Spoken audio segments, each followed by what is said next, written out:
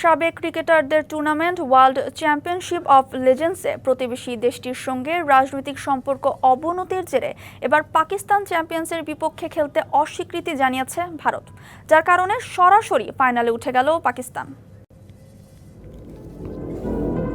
বেশ অনেকদিন ধরেই চলছে ভারত পাকিস্তান রাজনৈতিক দ্বন্দ্ব।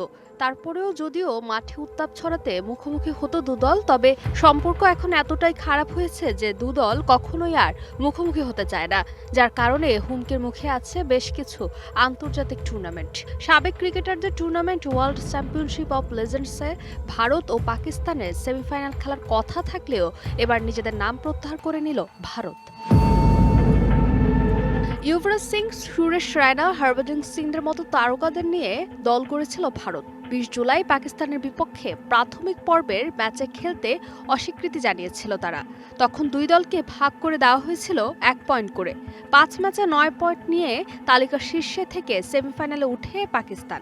3 পয়েন্ট নিয়ে 6 দলের আসরে চতুর্থ হয়ে শেষ 4-এ জায়গা করে নেয় ভারত। তবে এবার সেমিফাইনালে পাকিস্তান থাকায় ভারত নিজেদের সরিয়ে নিয়েছে।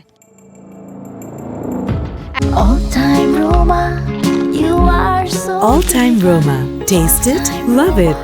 এক যুগেরও বেশি সময় ধরে পাকিস্তানের বিপক্ষে দ্বিপাক্ষিক কোনো সিরিজ খেলে না ভারত। আইসিসি ও এসিসি টুর্নামেন্টে অবশ্য চিরপ্রতিদ্বন্দ্বী মুখোমুখি হয় তারা।